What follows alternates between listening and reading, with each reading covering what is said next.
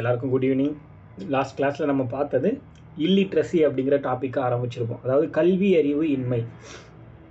கல்வி அறிவு இல்லாதவங்க அவங்கள பற்றின விஷயங்கள் ப்ளஸ் அதுக்கு தேவையான விஷயங்கள் எல்லாம் நம்ம டீப்பாக பார்க்க போகிறோம். பட் ஆனால் இப்போ வரைக்கும் நம்ம பார்த்தது என்ன அப்படின்னா, லைக் பிரிட்டிஷ் பீரியடில் எப்படி இருந்துச்சு, அதே மாதிரி அந்த ஈஸ்ட் இந்தியன் கம்பெனி பீரியடில் எப்படி இருந்துச்சு எஜுகேஷன் சிஸ்டம் அப்படிங்கிறது, இந்த கான்செப்ட்லாம் பார்த்தோம். முக்கியமான இயர்ஸ் பார்த்தோம், முக்கியமான டேட்ஸ் பார்த்தோம். இது எல்லாமே நம்ம கம்ப்ளீட் பண்ணியிருப்போம் லாஸ்ட் கிளாஸில்.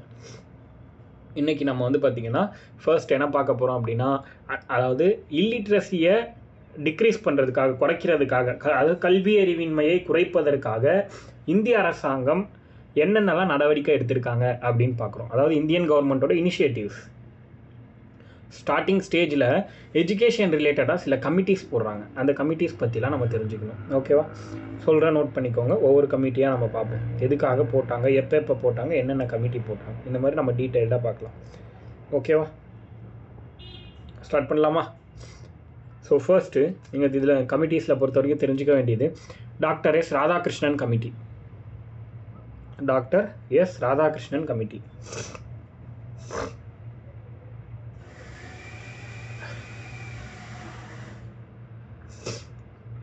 டாக்டர் எஸ் ராதாகிருஷ்ணன் கமிட்டி 1948 போட்டிருக்காங்க. 1948 போட்டிருக்காங்க இந்த கமிட்டி.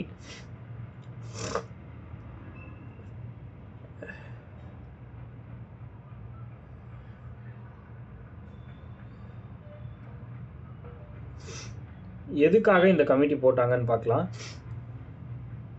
அதாவது அப்போது நேரு தலைமையில் கவர்மெண்ட் இருந்துச்சு இல்லையா, நேரு பிரைம் மினிஸ்டராக இருந்திருப்பார் அந்த டைமில். அப்போது என்ன பண்ணுறாரு அப்படின்னா, ஒரு யூனிவர்சிட்டி க்ரியேட் பண்ணுறது தொடர்பாக ஒரு கல்விக்குழுவை போடுறாரு. அதுதான் நம்ம இந்த ராதாகிருஷ்ணன் கமிட்டி அப்படின்னு சொல்கிறோம். Doctor S Radhakrishnan committee. இவங்களுக்கு இந்த கமிட்டி போட்டதுக்கான முக்கியமான நோக்கமே என்னென்னா, உயர்கல்வி இருக்கு இல்லையா, உயர்கல்வி அப்படின்னா ஹையர் எஜுகேஷன், அதாவது 12th அப்புறம் படிக்க போகிறோம் இல்லையா, அந்த ஹையர் எஜுகேஷனை ஆராய்ச்சி பண்ணி அதில் என்ன குறைபாடு இருக்குது, அதை சரி செய்யறதுக்கு என்ன பண்ணணும் அப்படிங்கிற மாதிரி ஒரு கேள்வி கேட்டு இந்த கமிட்டியை போட்டிருக்காங்க. ஸோ இந்த கமிட்டி என்ன சொல்லுது அப்படின்னா, யூஜிசி அப்படின்னு ஒரு அமைப்பு ஒன்று தேவை கண்டிப்பாக, பல்கலைக்கழகங்கள் எல்லாத்தையும் ரெஜிஸ்டர் பண்ணுறதுக்கு, அதாவது யூனிவர்சிட்டிஸ் எல்லாத்தையும் ரெஜிஸ்டர் பண்ணுறதுக்கு அந்த யூனிவர்சிட்டிக்குன்னு ஒரு கமிஷன் வேணும்னு சொல்லி அப்போ தான் அதாவது யூனிவர்சிட்டி கிராண்ட்ஸ் கமிஷன் அப்படின்னு ஒன்று கொண்டு வராங்க. புரியுதா? இந்த கமிட்டியோட ரெக்கமெண்டேஷன் படி, டாக்டர் எஸ் ராதாகிருஷ்ணன் கமிட்டியோட ரெக்கமெண்டேஷன் படி 1953 யூஜிசின்னு ஒன்று உருவாக்குறாங்க. புரியுதா? இப்போ நம்ம எந்த காலேஜில் படிச்சிருந்தாலும், என்ன டிகிரி படிச்சிருந்தாலும், நம்ம எந்த யூனிவர்சிட்டியோ அந்த யூனிவர்சிட்டி யூஜிசி கீழே அப்ரூவ்ட் ஆயிருந்தால் மட்டும்தான் நம்மளோட டிகிரி இந்தியாவில் வேல்யூபிள். இல்லை அப்படின்னா அந்த டிகிரிக்கு வேல்யூ கிடையாது அப்படின்னு சொல்கிறாங்க. புரியுதா? அப்படிப்பட்ட ஒரு விஷயத்தை கொண்டு வந்ததுக்கு காரணமாக இருந்தது யாருன்னா டாக்டர் எஸ் ராதாகிருஷ்ணன் கமிட்டி தான். யூஜிசி, யூனிவர்சிட்டி கிராண்ட்ஸ் கமிஷன், 1953 இதை உருவாக்கியிருப்பாங்க. அதே மாதிரி ராதாகிருஷ்ணன் கமிட்டியில் வேறு என்ன முக்கியமான இன்ஃபர்மேஷன் சொல்லியிருப்பாங்கன்னு பார்த்தீங்கன்னா, தாய்மொழியை பயிற்று மொழியாக இருக்கணும் அப்படின்னு முக்கியமான விஷயமா சொல்லியிருப்பாங்க. தாய்மொழி எல்லாருக்குமே கண்டிப்பாக பயிற்று மொழியாக இருக்கணும் அப்படிங்கிறத இந்த இடத்துல மென்ஷன் பண்ணுறாங்க. புரியுதா? அதுக்கடுத்து doctor A Lakshmanaswami Mudaliar committee. Doctor A Lakshmanaswami Mudaliar கமிட்டின்னு எழுதிக்கோங்க. அடுத்த 2வது committee doctor A Lakshmanaswami Mudaliar committee. இந்த கமிட்டி 1952 போட்டிருக்காங்க. 1952 1952 போட்ட ஒரு கமிட்டி தான் இது.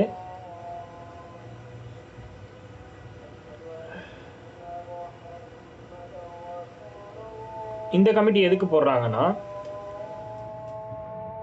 இந்த கமிட்டி போடுறதுக்கு முக்கியமான காரணமே இந்த இடைநிலை கல்வியை ஆராயறதுக்காக தான். இடைநிலை கல்வி அப்படின்னு நம்ம சொல்கிறோம் இல்லையா. இடைநிலை கல்வினா என்ன சொல்லலாம் அப்படின்னா, இந்த நம்ம ஸ்கூல்லையே கொஞ்சம் ஹையர் ஸ்டடீஸ் படிக்கிறோம் இல்லையா, high class, like 11th 12th இந்த கான்செப்ட் எல்லாத்தையும் சொல்கிறாங்க. லைக் ஸ்கூல் எஜுகேஷனை தான் நம்ம இடைநிலை கல்வின்னு சொல்கிறோம், வேற ஒன்றும் கிடையாது. அந்த ஸ்கூல் எஜுகேஷன் சிஸ்டத்தை சேஞ்ச் பண்ணணும் அப்படின்னு சொல்கிறாரு இவர். இந்த கமிட்டியோட ரிப்போர்ட் என்ன சொல்கிறாங்க அப்படின்னா, இடைநிலை கல்வியோடைய மெத்தட் ஆஃப் டீச்சிங் அது எல்லாமே மாற்ற சொல்லணும் அப்படிங்கிறது இவங்களுடைய ஒரு ரெக்கமெண்டேஷன். புரியுதா? ஸோ இவங்களோட ரெக்கமெண்டேஷன் படி என்ன நடந்துச்சு அப்படிங்கிறத பார்க்கலாம். லைக் வந்து ஒரு ஹையர் செகண்டரி எஜுகேஷன்ஸ் எல்லாமே 11th 12th 10th 9th இது எல்லாத்தையும் மாற்றணும் அப்படின்னு சொல்லிட்டு. அதே மாதிரி இவங்க என்ன சொல்லிட்டாங்க அப்படின்னா 11 ஆண்டு கல்வி முறையை பரிந்துரைக்கிறாங்க. ஸ்கூல் லெவலில் நம்ம இப்போ வந்து 12th வரைக்கும் படிக்கிறோம்ல, 1ஆவதுலேருந்து, அந்த கான்செப்டில் வந்து 11 ஆண்டு கல்வி முறை அப்படின்னு ஒன்று அறிமுகப்படுத்தணும்னு சொல்கிறாரு. அது என்னங்கிறதெல்லாம் வேணாம், ஓகேவா? அதுக்கு அடுத்து வந்து 11 இயர்ஸ் வந்து படிச்சுட்டு அதுக்கப்புறம் ஒரு 3 வருஷம் வந்து டிகிரி படிக்கணும். அடுத்து 2 வருஷம் வந்து நம்ம வந்து அதுக்கு மேலே நம்ம இப்போ எக்ஸாம்பிளுக்கு வந்து செகண்ட் டிகிரி பண்ணுறோம் இல்லையா, அந்த டிகிரி பண்ணலாம் அப்படிங்கிற மாதிரிலாம் சொல்கிறாரு. ஸோ இதுவும் ஏற்றுக்கொள்ளப்பட்டுச்சு அந்த காலகட்டத்தில். புரியுதா? ஸோ இந்த அளவுக்கு தெரிஞ்சால் போதும். இது எந்த வருஷம் போட்டாங்க அப்படின்னு தெரிஞ்சால் போதும். முக்கியமான கமிட்டி மட்டும் டீப்பாக பார்த்துக்கலாம் நம்ம, போதுமானது, ஓகேவா? அடுத்தது டாக்டர் எஸ் கோத்தாரி கமிட்டி. இதுதான் ரொம்ப முக்கியம். Doctor S Kothari committee. Doctor S Kothari committee. இந்த கமிட்டி பொறுத்த வரைக்கும் 1964 போட்டிருக்காங்க. 1964 போட்டிருக்காங்க இந்த கமிட்டி. 1964.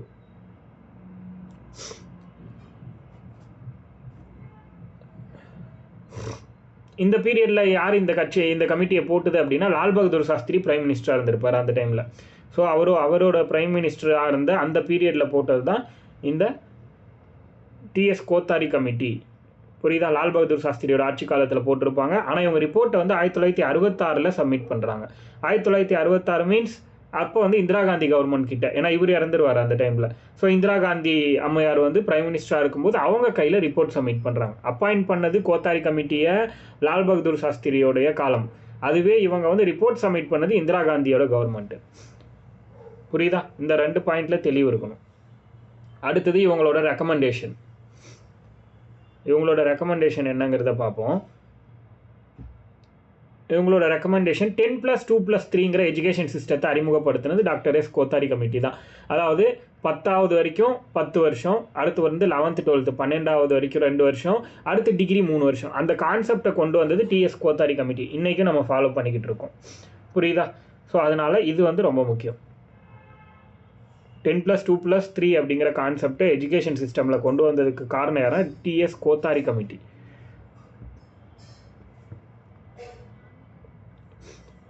அதுக்கடுத்து அதே மாதிரி இந்த என்ன சொல்கிறாங்க அப்படின்னா பள்ளி ஆசிரியர்களுடைய குவாலிட்டி அப்படிங்கிறது இன்க்ரீஸ் பண்ணணும் அப்படின்னு சொல்கிறாங்க. அதே மாதிரி அவங்களுக்கு கொடுக்கக்கூடிய ட்ரைனிங்குங்கிற ஒரு கான்செப்டையும் இன்க்ரீஸ் பண்ணணும் அப்படின்னு சொல்கிறாங்க இவங்க. இந்த மாதிரி நிறைய விஷயம். பெண் கல்வியை முதல்ல இவர் தான் வந்து ஒரு கமிட்டியாக அப்பாயிண்ட் பண்ணதுக்கப்புறம் பெண் கல்விக்கு இம்பார்ட்டன்ஸ் கொடுக்கணும்னு சொல்லியிருப்பார் இவர் தான். தாய்மொழி கல்வி, பெண் கல்வி, இது எல்லாத்துக்குமே முக்கியத்துவம் கொடுக்கணும்னு சொல்லியிருப்பார். விவசாய கல்வி கொண்டு வரணும், அந்த மாதிரி விஷயம்லாம் சொல்லியிருப்பார். இந்த மாதிரி நிறைய முக்கியத்துவம் வாய்ந்த ஒரு சில விஷயங்கள் எல்லாமே இந்த கோத்தாரி கமிட்டியில் டிஸ்கஸ் பண்ணியிருப்பாங்க. அதனால நம்ம இதையும் நம்ம வந்து ஓரளவுக்கு நல்லா பார்த்துக்கணும். புரியுதா? அதுக்கடுத்து ஆச்சாரியா ராமமூர்த்தி கமிட்டி.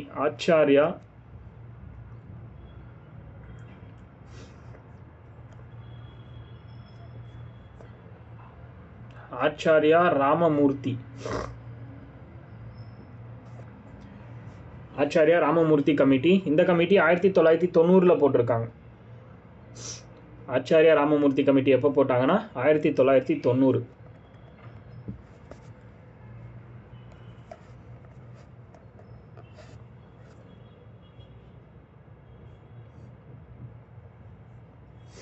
இப்போ கோத்தாரி கமிட்டி படி 1968 என்ன பண்ணிட்டாங்கன்னா ஒரு நியூ எஜுகேஷன் பாலிசியை கொண்டு வந்துட்டாங்க. தேசிய கல்விக் கொள்கை உருவாக்குனாங்க 1968. அதை பற்றி நம்ம பின்னாடி பார்க்கலாம். ஃபஸ்ட்டு கமிட்டிஸை லிஸ்ட் அவுட் செக் பண்ணிடலாம் நம்ம, ஓகேவா? அதுக்கப்புறம் ஆச்சாரிய ராமமூர்த்தி கமிட்டி போட்டாங்க இல்லையா, அதுவுமே வந்து அடுத்தது எஜுகேஷன் பாலிசி போட்டிருப்பாங்க. அதை பற்றி செக் பண்ணுறதுக்காக ஆராயிறதுக்காக போட்டிருப்பாங்க. பட் நம்ம கமிட்டியெல்லாம் முடிச்சுட்டு அதுக்கப்புறம் அங்கே டீப்பாக புரிகிற மாதிரி கொண்டு போய்க்கலாம், ஓகேவா? ஸோ இந்த ஆச்சாரிய ராமமூர்த்தி கமிட்டி 1990 போட்டிருக்காங்க. 1990 இந்த கமிட்டி எதுக்கு போடுறாங்க அப்படின்னா 1986 வந்து ஒரு எஜுகேஷன் பாலிசி வந்திருக்கும். ஃபஸ்ட் எஜுகேஷன் பாலிசி அப்படின்னா 1968. புரியுதா? First educational policy 1968. அடுத்து செகண்டாக வந்தது 1986. அந்த லாஸ்ட் 2 நம்பர் மட்டும் மாறும், 68 86. புரியுதா? அந்த லாஸ்ட் 2 நம்பர் மட்டும் சேஞ்ச் ஆகும். அதை வச்சு ஐடென்டிஃபை பண்ணிக்கோங்க. அடுத்தது இந்த கமிட்டி தன்னோட ரிப்போர்ட் சப்மிட் பண்ணது 91ல் 1991. 1990 கமிட்டியை போட்டிருக்காங்க. 91 ரிப்போர்ட் வந்து சப்மிட் பண்ணியிருக்காங்க, அறிக்கை வெளியிட்டிருக்காங்க. ஓகேவா? ஸோ இவங்களும் நிறைய முக்கியத்துவம் வாய்ந்த விஷயங்கள் எல்லாம் சொல்கிறாங்க. பட் நம்ம வந்து இதில் ரொம்ப டீப்பாக போகணும்னு அவசியம் கிடையாது. அடுத்தது அருண் கோஷ் கமிட்டி அப்படின்னு ஒன்று. அருண்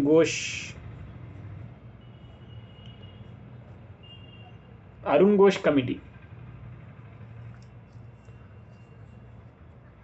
இந்த அருண் கோஷ் கமிட்டி எப்போ போடுறாங்க அப்படின்னா 1993, 1993 அருண் கோஷ் கமிட்டின்னு ஒன்று போடுறாங்க.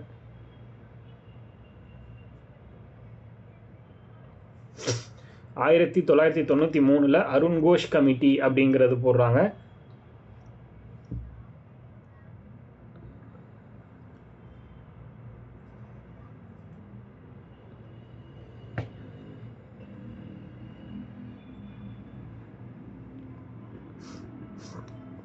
இந்த கமிட்டி பற்றி பெருசாக நம்ம தெரிஞ்சுக்க வேண்டாம், ஜஸ்ட் அந்த வருஷத்தை தெரிஞ்சால் கூட போதும். அடுத்து யாஷ்பால் கமிட்டி அப்படின்னு ஒன்று. யாஷ்பால் கமிட்டி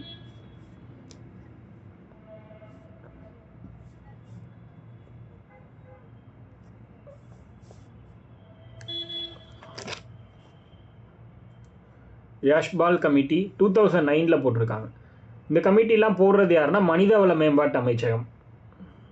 1985 தான் அந்த உருவாக்கியிருப்பாங்க மனிதவள மேம்பாட்டு அமைச்சகம், ஹியூமன் டெவலப்மெண்ட் அப்படிங்கிற டிபார்ட்மெண்ட். இன்றைக்கி என்னது மனித உரிமை தினமா? டிசம்பர் 10 ஹியூமன் ரைட்ஸ் டே அப்படின்னு நம்ம சொல்லுவோம் இன்றைக்கி. Super. So 2009 Yashpal committee appoint பண்ணியிருக்காங்க. எதுக்காக அப்பாயிண்ட் பண்ணியிருக்காங்க? உயர்கல்வி குறித்து ஆராய்வதற்காக. அதாவது ஹையர் எஜுகேஷன் இருக்குது இல்லையா, டிகிரி லெவல், அதை பற்றி ஆராய்கிறதுக்காக இந்த யஷ்பால் கமிட்டிங்கிறது போட்டிருக்காங்க. அந்த அளவுக்கு தெரிஞ்சால் போதும். மனிதவள மேம்பாட்டு அமைச்சகத்தால் இந்த கமிட்டி போட்டாங்க. எதுக்காக போட்டாங்கன்னா உயர்கல்வி குறித்து ஆராய்வதற்காக போட்டாங்க அப்படின்னு சொல்கிறாங்க.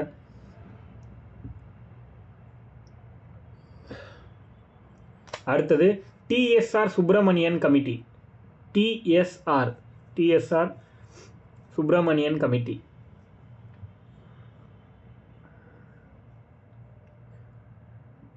டிஎஸ்ஆர் சுப்பிரமணியன் கமிட்டிங்கிறது 2015.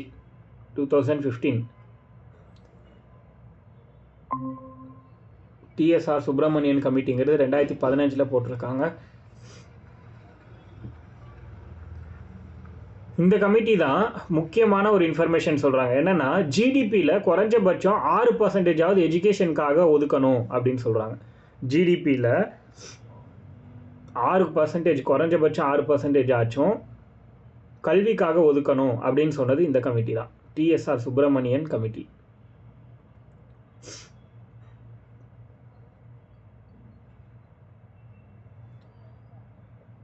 இந்த ஒரு பாயிண்ட் தான் ரொம்ப முக்கியம். அடுத்தது கஸ்தூரி ரங்கன் கமிட்டி. இந்த கமிட்டி தான் நமக்கு ரொம்ப ரொம்ப முக்கியம். கஸ்தூரி ரங்கன் கமிட்டி.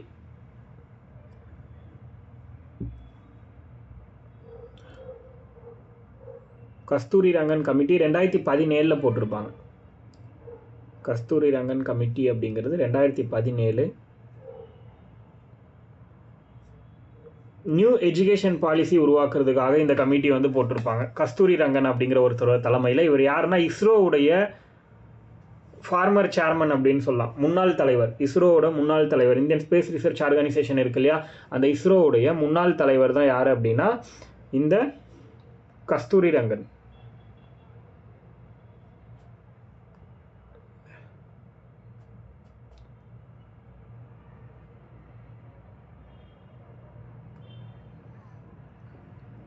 மொத்தம் இந்த கமிட்டியில் 8 பேர் இருந்தாங்க.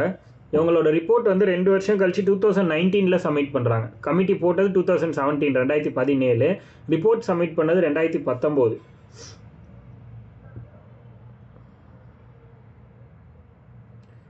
இந்த கமிட்டியோட ரெக்கமெண்டேஷன் படி தான் ப்ரெசண்ட்டாக இருக்கிற நேஷனல் எஜுகேஷனல் பாலிசி 2020 அப்படின்னு இருக்கு இல்லையா, அது கொண்டு வந்ததே இவரோட ரெக்கமெண்டேஷன் படி தான். இந்த கமிட்டி ரெக்கமெண்டேஷன் தான். அதனால இது உங்களுக்கு கண்டிப்பாக தெரியணும். புரியுதா? நியூ நேஷனல் எஜுகேஷனல் பாலிசி அப்படிங்கிறது 2020 கொண்டு வந்ததுக்கு காரணம் யாருன்னா கஸ்தூரி ரங்கன் கமிட்டி தான். அந்த எஜுகேஷன் பாலிசி வச்சு தான் நம்ம இன்றைக்கி தமிழ்நாட்டிலேருந்து எல்லா ஸ்டேட்லேயும் பிரச்சனை பண்ணிட்டுருக்காங்க, எங்களால் இதை கொண்டு வர முடியாது அப்படின்னு. ஏன்னா அதில் வந்து 3ஆவதாக ஒரு மொழி கண்டிப்பாக ஸ்கூலில் கற்றுக்கணும் அப்படிங்கிற மாதிரி டார்ச்சர் பண்ணுற மாதிரி இருக்குது அப்படின்னு சொல்லிட்டு அந்த மாதிரி விஷயத்த வந்து கொண்டு வராங்க.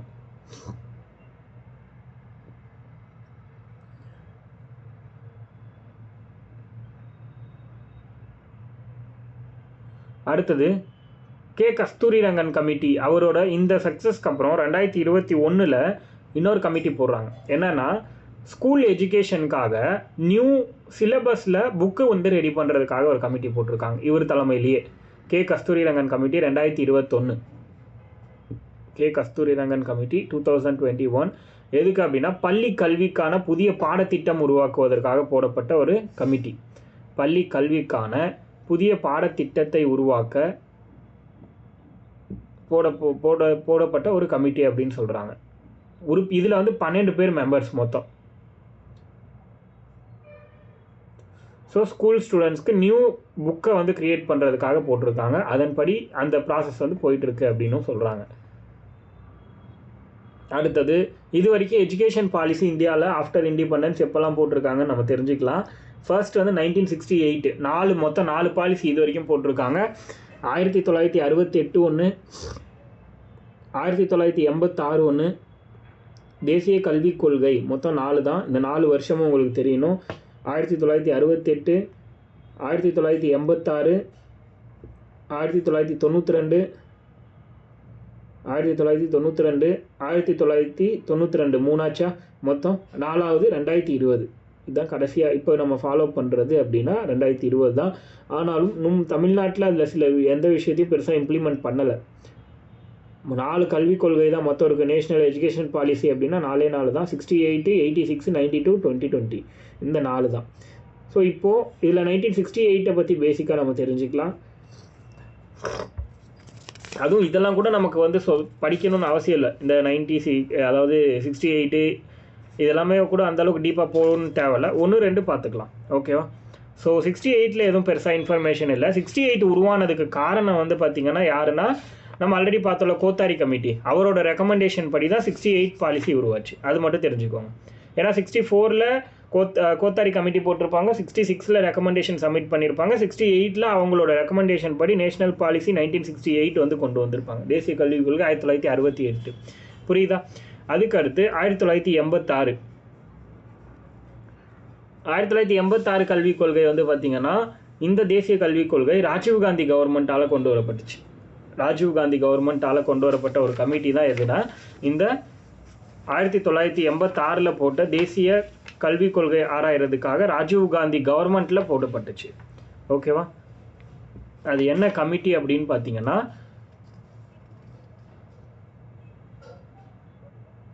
இது வந்து கவர்மெண்ட் போட்டிருக்காங்க, ராஜீவ்காந்தி கவர்மெண்ட் இம்ப்ளிமெண்ட் பண்ணியிருக்காங்க. பட் ஆனால் அதுக்கப்புறம் தான் ஆச்சாரிய ராமமூர்த்தி கமிட்டின்னு ஒன்று போட்டு என்ன பண்ணியிருக்காங்கன்னா இந்த எஜுகேஷன் கமிட்டி, அதாவது இந்த எஜுகேஷன் பாலிசி அப்படிங்கிறது ஓகேவா, ரன் பண்ணலாமா வேணாமா, இதனால் நல்லதா கெட்டதா அப்படிங்கிறதெல்லாம் தெரிஞ்சுக்கிறதுக்காக அடுத்தது போட்ட கமிட்டி தான் வந்து பார்த்திங்கன்னா ஆச்சாரிய ராமமூர்த்தி கமிட்டி அப்படிங்கிறது 1990.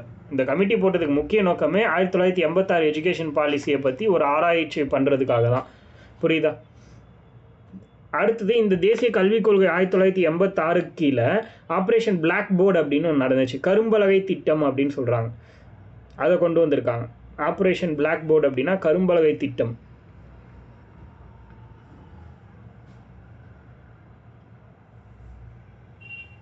கரும்பலகை திட்டம் 1987 கொண்டு வந்திருக்காங்க. 1987 கரும்பலகை திட்டம் எப்போனா 1987 கொண்டு வந்திருக்காங்க.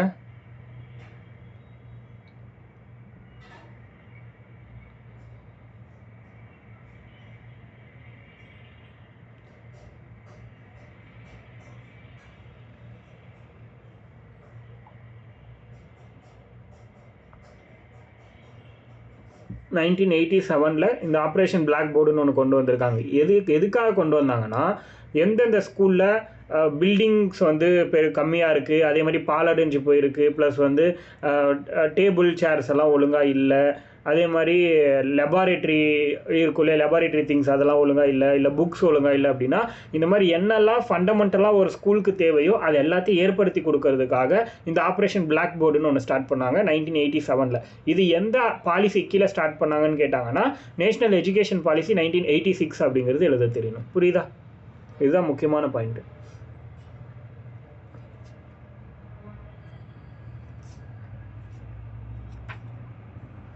அடுத்தது நம்ம வந்து 2020 கல்விக் கொள்கை 2020 பற்றி டீட்டெயில்டாக பார்க்கலாம். இதுதான் ரொம்ப முக்கியம். ஏன்னா ப்ரெசண்ட்டாக போயிட்டுருக்க ஒரு பிரச்சனை. இதுக்கு முன்னாடி போனது இப்போ பிரச்சனையாக இல்லை, அதை அப்படியே மூடிட்டாங்க. பட் ஆனால் இதுக்கு முன்னாடி பெரிய இஷ்யூவாக போயிட்டு இருந்துச்சு. இது கிட்டத்தட்ட ஒரு 1 மந்த்துக்கு முன்னாடி வரைக்குமே நல்லா இஷ்யூவாக போன ஒரு விஷயந்தான் இது.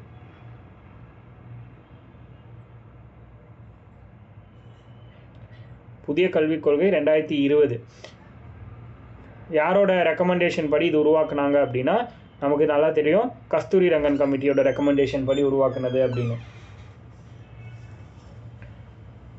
அதுக்கடுத்து இதோட டார்கெட், இந்த நியூ எஜுகேஷன் பாலிசிக்கு டார்கெட் இருக்கு.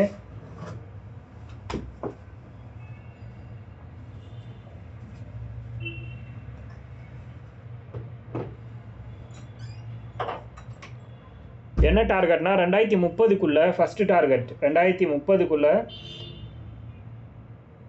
அங்கன்வாடியிலேருந்து ஹையர் எஜுகேஷன் வரைக்கும், ஹையர் செகண்டரி வரைக்கும்னு வச்சுக்கோங்களேன். அங்கன்வாடியிலேருந்து, அதாவது அங்கன்வாடி ஸ்கூல்லேருந்து 12th வரைக்கும்,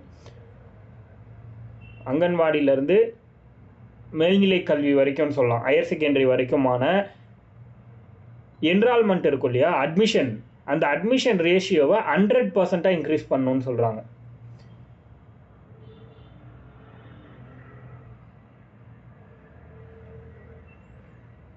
புரியுதா?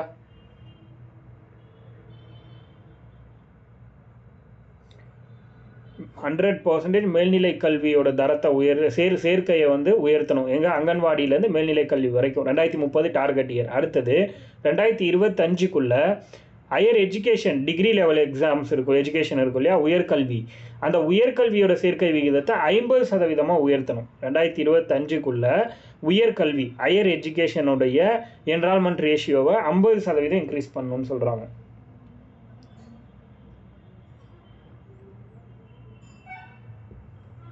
மூணாவது, ஸ்கூல் எஜுகேஷனை பாதியிலே நிறுத்தியிருப்பாங்க இல்லையா, அதாவது பள்ளிக்கல்வியை இடையில் நிறுத்திய 2 கோடி குழந்தைகளை திரும்பவும் பள்ளிக்கு கூட்டிகிட்டு வரணும்.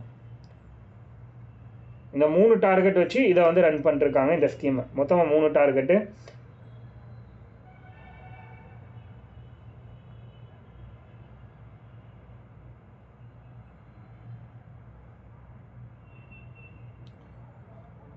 அடுத்தது இது கீழே என்னெல்லாம் கொண்டு வந்தாங்க அப்படிங்கிறத பார்க்கலாமா?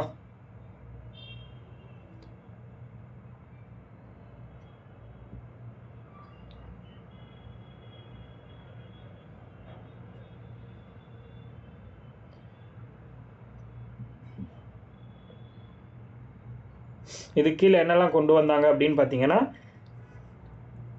இதுக்கு முன்னாடி வரைக்கும் 10th 11th 12th கான்செப்ட் இருந்துச்சு இல்லையா, 10+2ங்கிற பாடமுறையை மாற்றி இந்த எஜுகேஷன் பாலிசியில் 5+3+3+4ன்னு ஒன்று பிளான் பண்ணுறாங்க.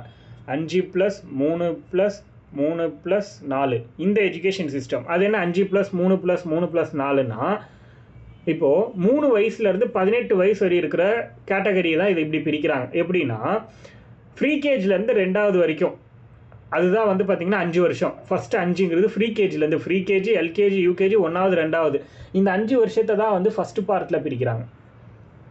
புரியுதா?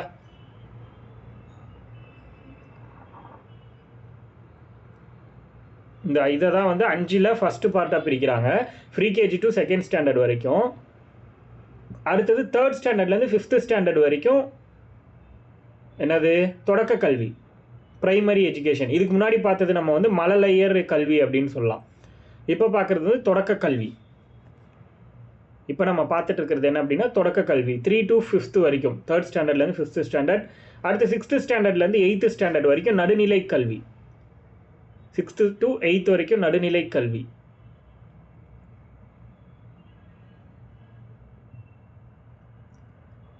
9th to 12th வரைக்கும் மேல்நிலை கல்வி.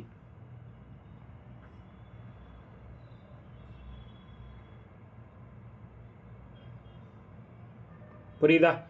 9th to 12th வரைக்கும் மேல்நிலை கல்வி. இதுதான் பிரிக்கிறாங்க.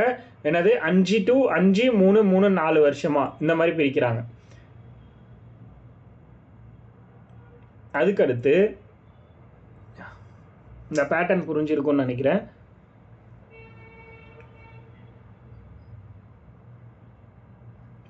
அதுக்கடுத்து என்ன சொல்கிறாங்கன்னா டேலண்ட் எக்ஸாம் வைக்கணும்னு சொல்கிறாங்க. யார் யாருக்குன்னா 3rd standard 5th standard 8th standard இந்த 3 ஸ்டாண்டர்டுக்கும் டேலண்ட் எக்ஸாம் தேசிய திறனறிவு தேர்வு அப்படின்னு ஒன்று வைக்கணும்னு சொல்கிறாங்க. புரியுதா? தேசிய திறனறிவு தேர்வு அப்படின்னு ஒன்று வைக்கணும்னு சொல்கிறாங்க. யார் யாருக்கு? 3rd standard 5th standard 8th standard இந்த 3 கேட்டகரிக்கும் தேசிய திறனறிவு தேர்வு வைக்கணுன்ற மாதிரி சொல்கிறாங்க.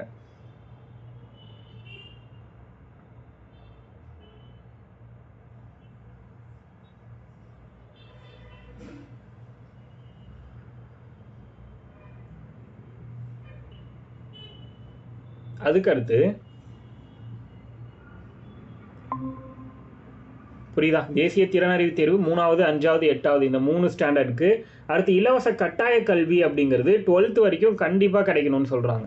இலவச கட்டாய கல்விங்கிறது 12th வரைக்கும் கண்டிப்பாக கொடுக்கணும். அதாவது 14 வயசு வரைக்கும் 14 வயசு வரைக்கும் அப்படிங்கிறது முன்னாடி இருந்துச்சு. பட் ஆனால் இப்போ 12th வரைக்கும் அப்படின்னும் போது அது எவ்வளோ வந்துடும்? 18 வயசு வரைக்கும் இலவச கட்டாய கல்விங்கிற கான்செப்ட் வந்துடும்.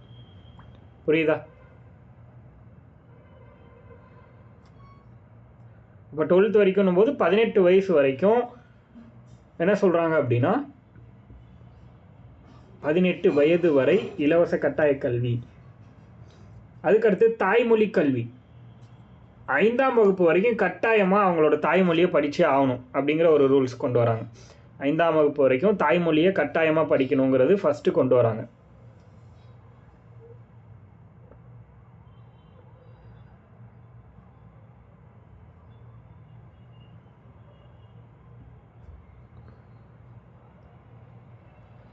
அடுத்தது அதை வந்து 8ஆம் வகுப்பு வரைக்கும் நீட்டிக்கணும் அப்படின்னு சொல்கிறாங்க.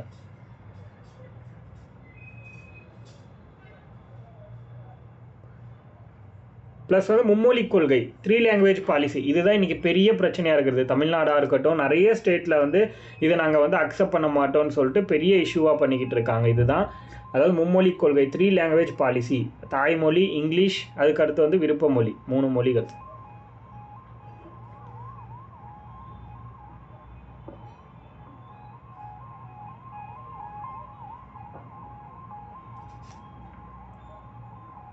அடுத்து NTA எக்ஸாம் நேஷ் அதாவது பொது நுழைவுத் தேர்வுன்னு சொல்கிறாங்க. அதாவது இப்போ NTA எக்ஸாம் மீன்ஸ் வந்து காலேஜில் டிகிரியில் யூனிவர்சிட்டியில் சேர்கிறதுக்கு NTAன்னு ஒரு எக்ஸாம் வைப்பாங்க. அந்த எக்ஸாம் பார்த்திங்கன்னா கிளியர் பண்ணணும் அப்படின்னா அது கிளியர் பண்ணால் மட்டும்தான் நம்மளால் வந்து அந்த காலேஜில் படிக்க முடியும் அப்படிங்கிற மாதிரி ஒரு கான்செப்ட் அதை கொண்டு வரணும்னு சொல்கிறாங்க.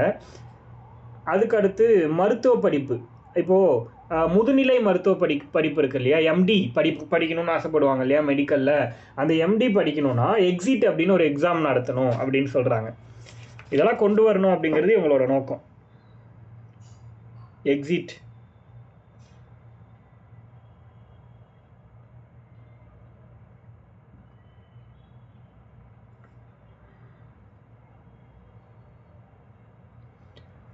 எக்ஸாமை கொண்டு வரணும் அப்படிங்கிறது. அதுக்கடுத்து MPhilன்னு ஒன்று இப்போ வந்து நீக்கணும் அப்படின்னு சொல்கிறாங்க. MPhil அப்படின்னு ஒரு படிப்பே இருக்கக்கூடாது, அதை நீக்கிடணும் அப்படிங்கிறது இவங்களோட முக்கிய நோக்கமாக இருக்குது.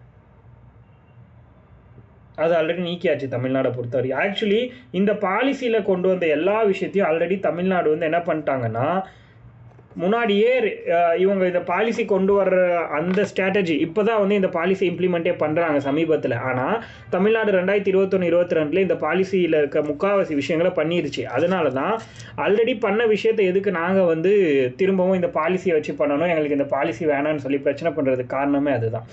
ஓகேவா? அதே மாதிரி MPhil நீக்க சொல்லிட்டாங்களா.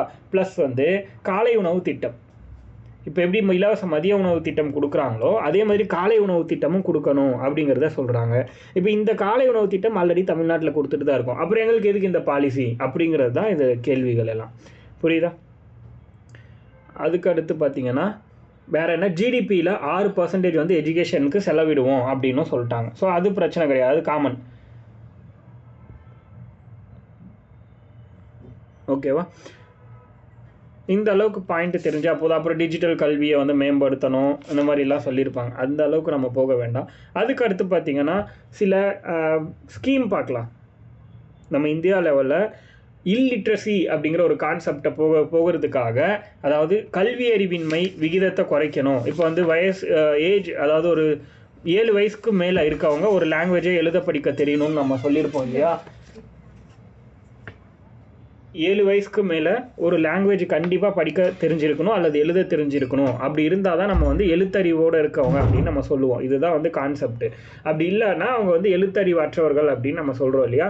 அப்போது அந்த ஏஜுக்கு மேலே எழுத்தறிவு இல்லாத இருந்தாங்கன்னா அவங்களுக்கு கவர்மெண்ட் என்னெல்லாம் இனிஷியேட்டிவ் எடுத்துகிட்டு இருக்காங்க அப்படிங்கிறத இப்போ நம்ம ஸ்கீம்ஸாக பார்க்க போகிறோம். என்னென்ன ஸ்கீம்ஸ் எல்லாம் இருக்குது அப்படிங்கிறத பார்க்கலாம். புரியுதா?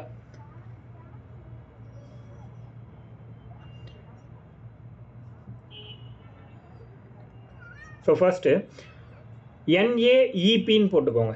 NAEP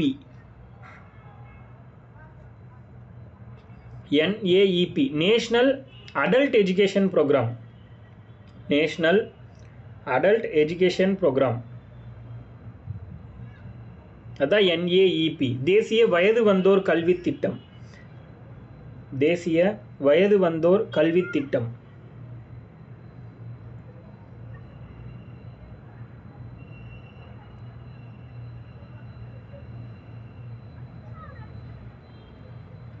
அப்படின்னா என்னென்னா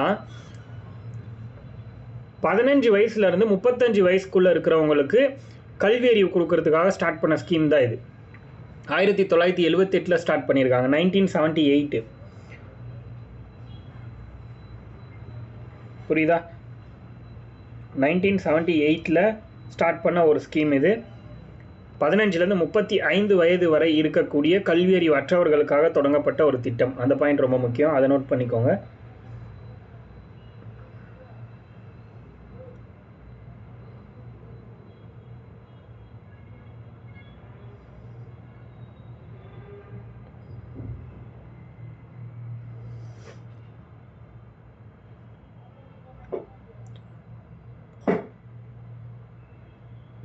இந்த ஸ்கீம் மூலமாக குறைஞ்சபட்சம் 100 மில்லியன் இளைஞர்களுக்கு எழுத்தறிவு கொடுக்கணும் அப்படின்னு சொல்லி ஸ்டார்ட் பண்ணியிருக்காங்க. இதில் வந்து பெண்களுக்கு, SC STக்கு இவங்களுக்கெல்லாம் வந்து ரிசர்வேஷன் அப்படின்னு சொல்கிறாங்க. முக்கியத்துவம் கொடுத்து அவங்களுக்கு அதிகமாக சொல்லிக் கொடுப்போம் அப்படிங்கிற மாதிரிலாம் சொல்லியிருக்காங்க.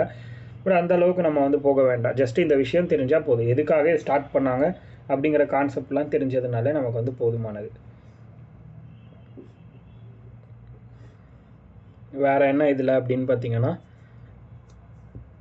RFLPன்னு ஒரு scheme. RFLP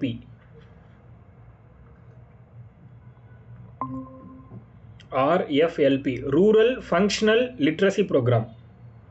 rural functional literacy program.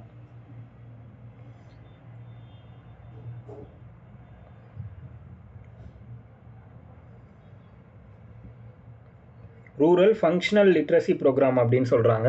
அதாவது கிராமப்புற செயல் கல்வி திட்டம்.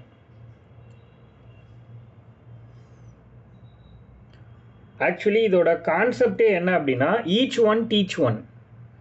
இதோட கொள்கைன்னு கூட சொல்லலாம். இதோட பாலிசி, இந்த ஸ்கீமோட கொள்கை என்ன அப்படின்னா ஈச் ஒன் டீச் ஒன்.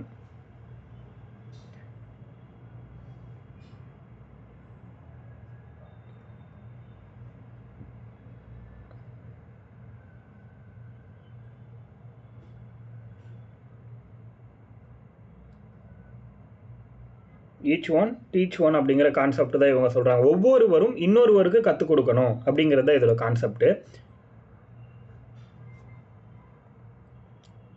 இதை வச்சு என்ன பண்ணுறாங்க இந்த ஸ்கீம் அப்படின்னா 1986 ஸ்டார்ட் பண்ணியிருக்காங்க. 1986 இந்த ஸ்கீமோட முழுமையான நோக்கமே என்னன்னு பார்த்தீங்கன்னா கல்லூரிகள், பல்கலைக்கழகங்கள், அதாவது காலேஜஸ் அண்ட் யூனிவர்சிட்டிஸ் இருக்கும் இல்லையா, அங்கே இருக்கக்கூடிய NSS ஸ்டூடெண்ட்ஸ் இருப்பாங்கள்ல, அந்த NSS ஸ்டூடெண்ட்ஸை வச்சு ஒவ்வொரு காலேஜஸ்லேயும் யூனிவர்சிட்டிஸ்லையும் அல்லது அந்த அவங்க இருக்கக்கூடிய பகுதிகளில் இருக்கக்கூடிய கிராமங்கள்லையும் போயிட்டு கல்வி கற்றுக் கொடுக்குறத இவங்களோட நோக்கம். புரியுதா? இதுதான் கான்செப்டாக சொல்கிறாங்க. அதே ஸ்கீம் மாதிரி தான். பட் இங்கே என்னென்னா ஈச் ஒன் டீச் ஒன்னுங்கிற கான்செப்ட் கீழே யூனிவர்சிட்டிஸ்லேயும் காலேஜஸ்லேயும் இருக்கக்கூடிய என்எஸ்எஸ் ஸ்டூடெண்ட்ஸை யூஸ் பண்ணுறாங்க, அவ்வளோதான். அதுதான் எக்ஸ்ட்ரா. மற்றபடி முன்ன பார்த்த அதே ஸ்கீம் மாதிரி தான் இதுவும். அடுத்தது NLM national literacy mission. NLM national literacy mission, தேசிய எழுத்தறிவு இயக்கம். தேசிய எழுத்தறிவு இயக்கம், தேசிய எழுத்தறிவு இயக்கம் ரொம்ப முக்கியமான ஸ்கீம் இது. 1988 1988 1988 கொண்டு வந்தது. இது எங்கே ஸ்டார்ட் பண்ணுறாங்கன்னா ஃபஸ்ட்டு கேரளாவில் எர்ணாகுளம்ங்கிற பிளேஸில் ஸ்டார்ட் பண்ணுறாங்க. கேரளாவில் எர்ணாகுளம் அப்படிங்கிற பிளேஸில் ஸ்டார்ட் பண்ணப்பட்ட ஒரு ஸ்கீம் தான் இது.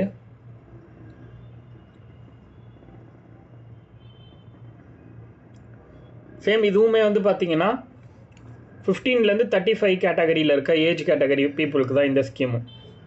15 to 35, 15லேருந்து 35 வயதுக்குட்பட்ட நபர்களுக்கு கல்வியறிவு வழங்குறதுக்காக தொடங்கின ஒரு ஸ்கீம் தான் இது. அடுத்து SSA, இது எல்லாருக்குமே தெரியும், சர்வ சிக்ஷா அபியான்.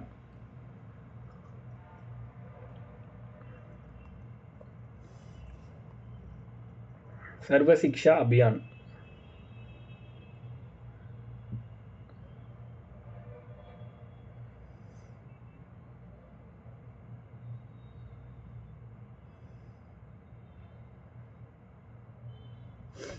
இந்த ஸ்கீம் வந்து 2001 கொண்டு வந்தாங்க.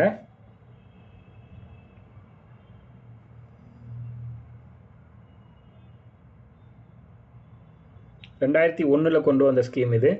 என்ன நோக்கம் இந்த ஸ்கீமோடது அப்படின்னா 6லேருந்து 14 வயசுக்குள்ளே இருக்கக்கூடிய குழந்தைகளுக்கு கட்டாயமான இலவச கல்வியை கொடுக்கணும் அப்படிங்கிறது தான் இந்த ஸ்கீமோட நோக்கம். 6லேருந்து 14 வயது வரை இருக்கக்கூடிய அனைத்து குழந்தைகளுக்கும் கட்டாயமான இலவச கல்வி வழங்கணும், கட்டாயமான இலவச கல்வி வழங்கணும் அப்படிங்கிறது தான் இந்த ஸ்கீமோட நோக்கம்.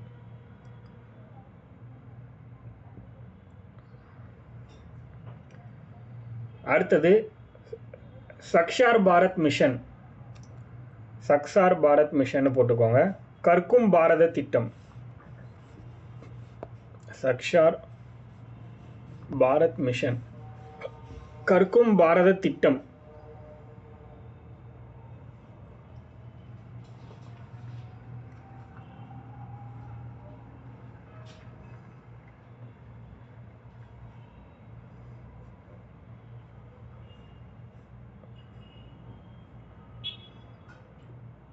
கற்கும் பாரத திட்டம் அப்படிங்கிறது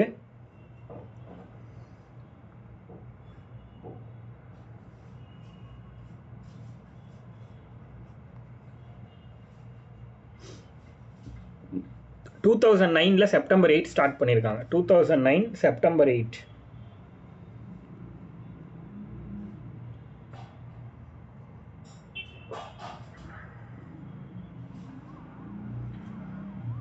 அடுத்தது பார்த்தீங்கன்னா 15 வயசுலேருந்து 15 வயசுக்கு மேலே இருக்கிற எல்லாருமே இது வந்து எலிஜிபிள்னு சொல்கிறாங்க. இந்த இதை பொறுத்த வரைக்கும் சக்ஷார் பாரத் மிஷனுக்கு 15 வயசுக்கு மேலே இருக்கிற எல்லாருமே எலிஜிபிள். அதே மாதிரி இவங்க 15 வயசுக்கு மேலே இருக்கிறவங்கள எப்படி கண்டுபிடிக்கிறாங்கன்னா 2001 பாப்புலேஷன் சென்சஸ் படி கண்டுபிடிக்கிறதா சொல்கிறாங்க. 2001 பாப்புலேஷன் சென்சஸ் படி கண்டுபிடிக்கிறதா இந்த இடத்துல மென்ஷன் பண்ணுறாங்க.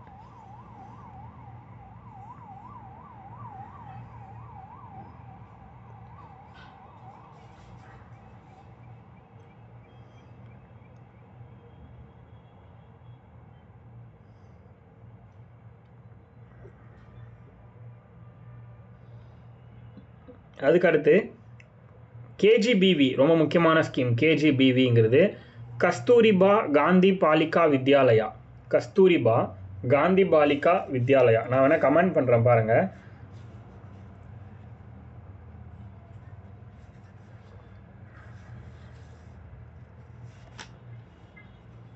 கஸ்தூரிபா காந்தி பாலிகா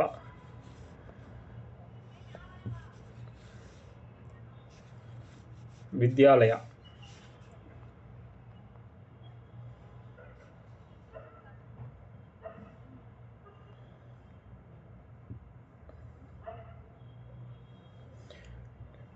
இதை வந்து பார்த்தீங்கன்னா 2004 ஸ்டார்ட் பண்ணியிருப்பாங்க. 2004.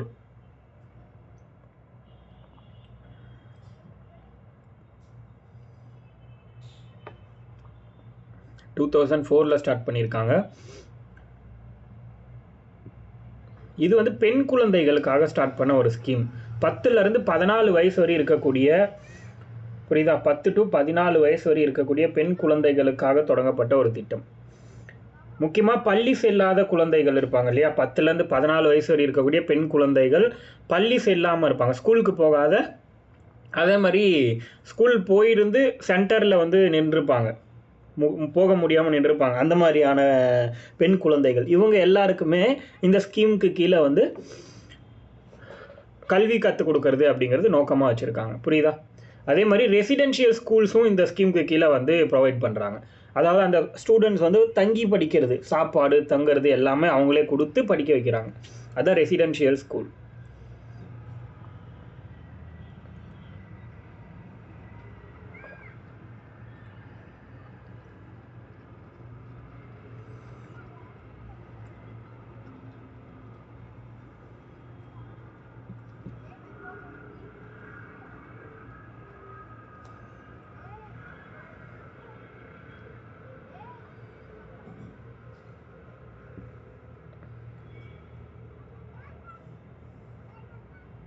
அடுத்தது ஆர்எம்எஸ்ஏ, எஸ்எஸ்ஏன்னு ஒன்று பார்த்தோம்ல, அதே மாதிரி ஆர்எம்எஸ்ஏன்னு ஒரு scheme. RMSA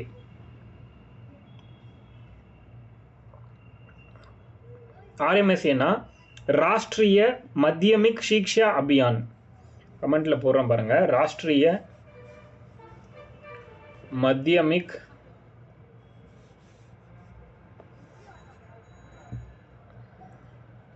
Shiksha Abhiyan.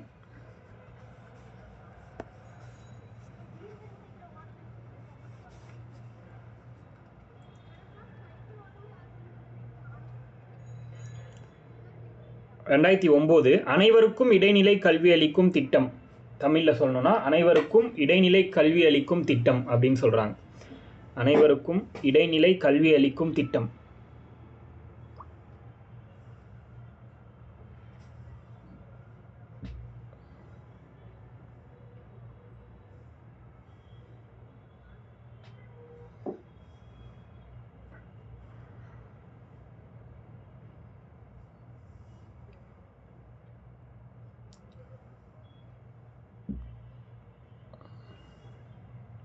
Two 2009 start பண்ணது. இது வந்து ஏஜ் கேட்டகரி 14லேருந்து 18 வயசு வரைக்கும் இருக்கிற குழந்தைகளுக்கு இடைநிலை கல்வி, அதாவது 9th 10th 11th 12th இந்த 4 கிளாஸ் படிக்கக்கூடிய ஸ்டூடெண்ட்ஸ்க்கான ஸ்கீம் தான் இது. இடைநிலை கல்வினாலே அதுதானே, 9th 12th வரைக்கும், 14 to 18 வயசு வரைக்கும் அந்த ஸ்டூடெண்ட்டுக்காக கொண்டு வந்த ஸ்கீம்.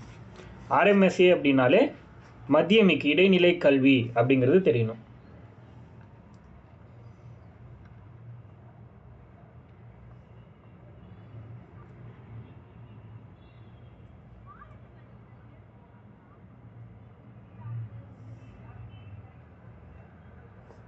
அடுத்தது ரூஷா அப்படின்னு ஒரு ஸ்கீம். ரூஷா அப்படின்னு சொல்லுவாங்க. ரூஷானா ராஷ்ட்ரிய உச்சத்தார், ராஷ்ட்ரிய உச்சத்தார் ஷிக்ஷா அபியான். இந்த ஸ்கீமு 2013 கொண்டு வந்தாங்க. ரூஷா அப்படிங்கிறது 2013, 2013.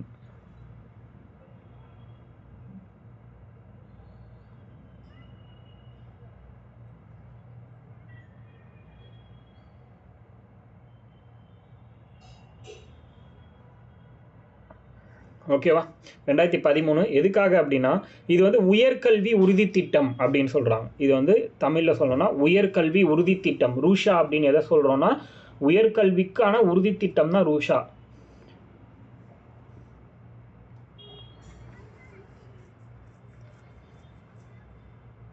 ஸோ இதோட டார்கெட் என்ன அப்படின்னா, இதுக்கு ஒரு டார்கெட் இருக்குது.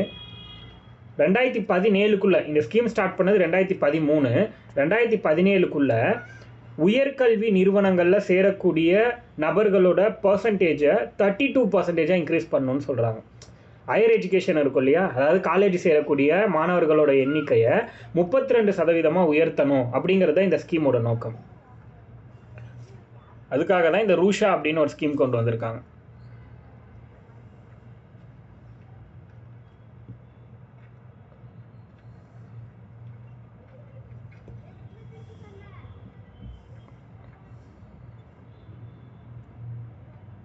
அடுத்தது மதிய உணவு திட்டம், மிட் டே மீல் ஸ்கீம். மதிய உணவு திட்டம்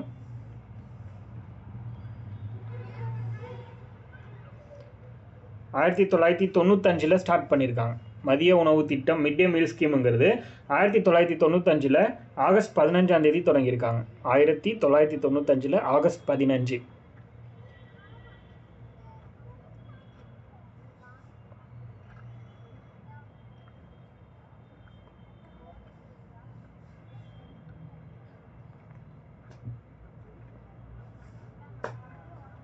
இது எதுக்காக ஸ்டார்ட் பண்ணுறாங்க, அதாவது பள்ளிக்கு செல்லாத குழந்தைகளை பள்ளிக்கு போக வைக்கணும், ஊக்குவிக்கணும். அதுக்கடுத்து நடுவில் நின்ன குழந்தைங்களையும் திரும்பவும் ஸ்கூலுக்கு சேர்த்து வைக்கணும். அதுக்கடுத்து ஊட்டச்சத்து குறைபாட்டினை நீக்கணும். இந்த மாதிரி சில முக்கியமான விஷயங்களுக்காக இது ஸ்டார்ட் பண்ணியிருக்காங்க.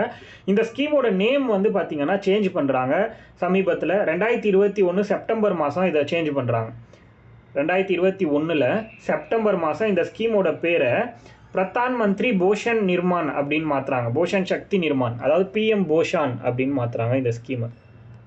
PM போஷான் அப்படின்னு மாற்றுறாங்க. எப்போ அப்படின்னா 2021 செப்டம்பர் மாதம் பிரதான் மந்திரி போஷான் சக்தி நிர்மான்.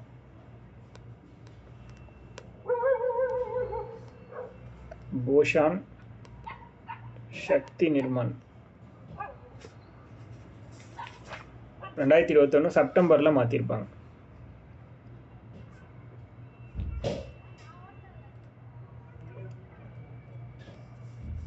அதே மாதிரி எஜுகேஷனுக்காக ஒரு சேட்டலைட் ஒன்று லான்ச் பண்ணாங்க 2004. இப்போ நம்ம டிவி சேனல்லாம் இருக்குல்ல, எஜுகேஷன் சம்மந்தமான டிவி சேனல்ஸ், இந்த டிவி சேனல்ஸ் எல்லாம் கொண்டு வர்றதுக்காக ஒரு சேட்டலைட் லான்ச் பண்ணியிருக்காங்க. GSLV கல்விக்கான ஒரு செயற்கைக்கோள் அப்படின்னு போட்டுக்கோங்க. GSLV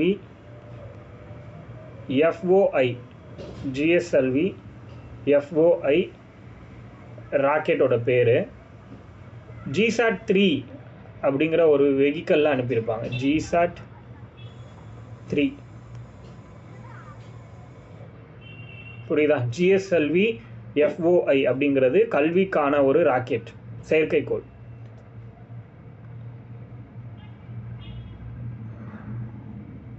2004 செப்டம்பர் மாதம் இதை அனுப்பியிருக்காங்க.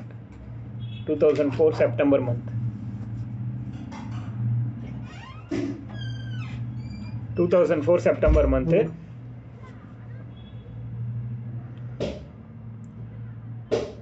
அடுத்தது RTE amendment act.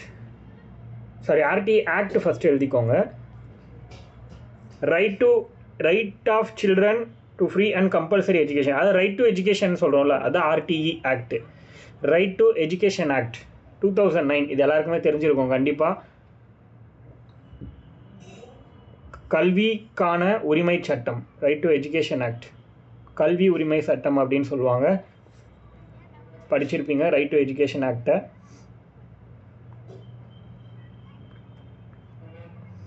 Article 21A அதை பற்றி தானே பேசும். 6லேருந்து 14 வயசு வரை இருக்கக்கூடிய குழந்தைகளுக்கு இலவச கட்டாய கல்விங்கிறது அரசாங்கம் கொடுக்கணும் அப்படின்னு சொல்கிறது தான் பார்த்திங்கன்னா இந்த ரைட் டு எஜுகேஷன் ஆக்ட் 2009 இந்த சட்டமாகவே கொண்டு வந்திருப்பாங்க.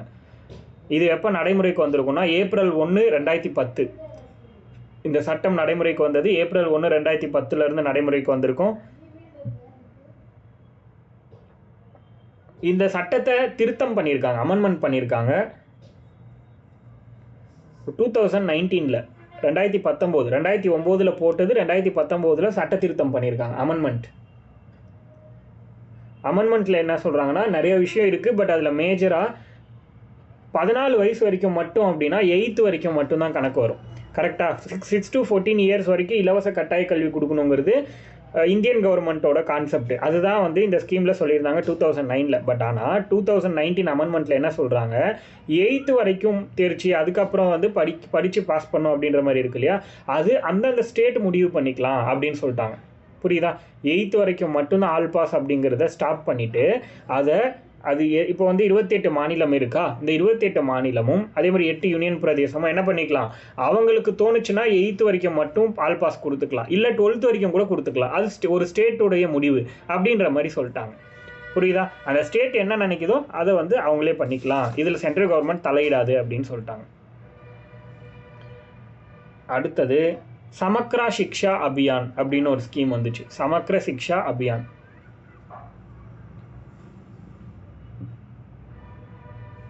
சமக்ர சிக்ஷா அபியான் அப்படிங்கிறது 2018 மே மாதம் 2018 இந்த ஸ்கீம் போட்டது.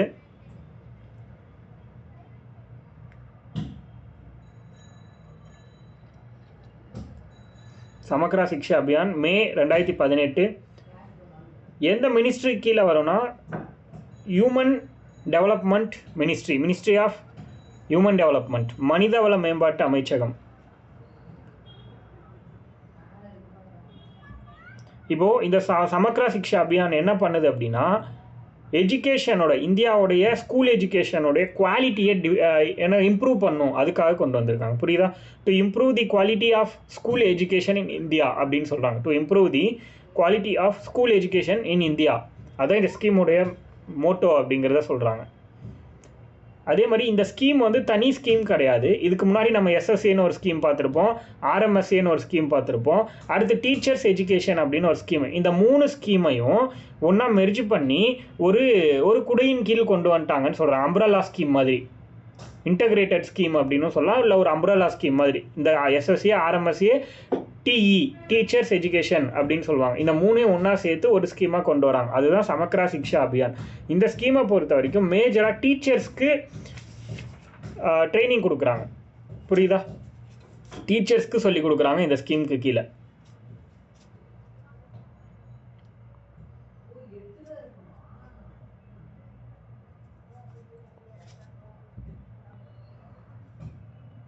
அடுத்தது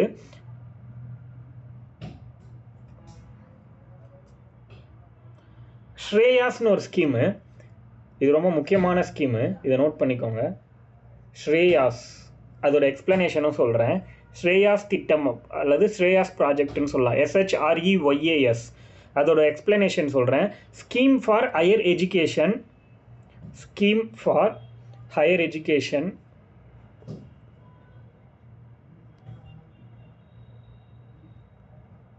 scheme for higher education, youth in apprenticeship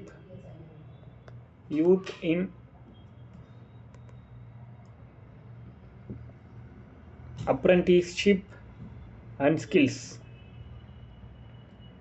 2019 பிப்ரவரியில் ஸ்டார்ட் பண்ணியிருக்காங்க. 2019 பிப்ரவரி மந்தில் ஸ்டார்ட் பண்ணியிருக்காங்க இந்த ஸ்கீம். 2019 பிப்ரவரி. இது ஒரு அப்ரெண்டிஸ் ஸ்கீம் தான், இளைஞர்களுக்கான ஒரு ஸ்கீம்.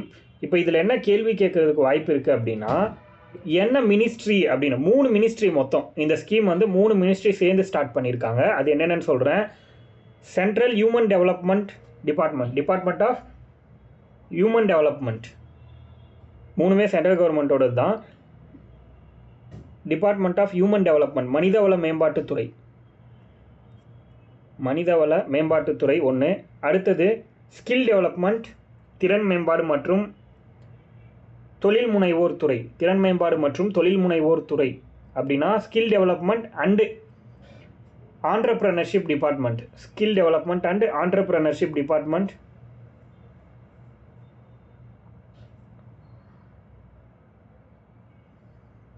அடுத்தது தொழிலாளர்கள் மற்றும்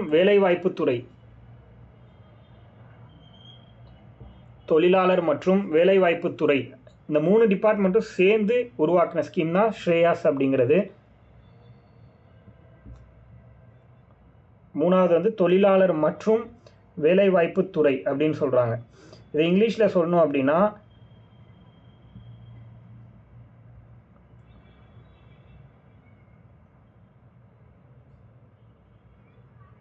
தொழிலாளர் மற்றும் வேலைவாய்ப்பு துறை.